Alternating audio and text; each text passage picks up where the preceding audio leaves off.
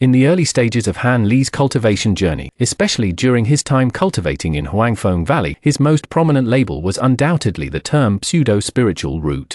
In the cultivation world at that time, this label was tantamount to a label of trash, a mark of contempt and disdain.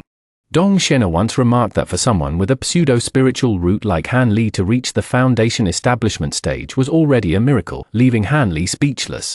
This simple sentence perfectly encapsulated his image in the eyes of others at that stage: a mediocre individual unworthy of expectation, a pitiful creature destined for a difficult path in cultivation. However, things are unpredictable. After Han Li successfully formed his nascent soul and joined the ranks of the top experts in the cultivation world, the ever-present label of pseudo-spiritual root seemed to vanish into thin air. No cultivator dared to mention that term in his presence again, and no one gossiped about his origins behind his back. It should be noted that the extraordinary phenomenon of four-colored spiritual energy soaring into the sky when he formed his nascent soul was witnessed by many cultivators. Why was this?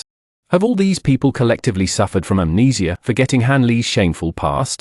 Today, let's analyze the intricacies of this situation. Ultimately, it boils down to 4 words: reality slaps you in the face. In the nakedly dog-eat-dog world of cultivation, realm is the ultimate truth, and strength is the voice of power. When you reach a certain level of power, who dares to be presumptuous in your presence? The cultivation world is inherently a cruel stage where strength determines heroism.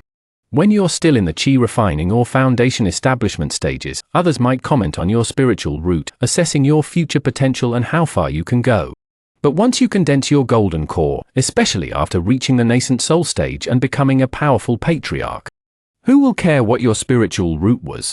It's like in real life: when you first graduate and look for a job, employers will indeed care which school you graduated from and whether your diploma is strong enough. But once you become a technical expert in the industry, or even start your own business, who will still constantly bring up your college entrance exam scores?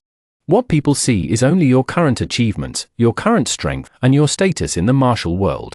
Moreover, in the increasingly depleted spiritual energy of the human realm, which cultivator who has reached the nascent soul stage isn't blessed with great fortune, a chosen one of destiny? Take Cheng Tuanquan, for example. He could certainly find out Han Li's background, knowing he came from Yellow Maple Valley and even that he had been abandoned by Linghu Laogai. But couldn't he also discover that Han Li had used the ancient teleportation array? After all, the lowly soldiers and generals of the Ghost Spirit sect witnessed the entire process. Interestingly, when this story was recounted by the 3 great cultivators of southern Xinjiang in the New Year's episode, they quickly learned of Han Li's use of the ancient teleportation array after a little investigation, attributing his rapid advancement to receiving the inheritance of an ancient cultivator.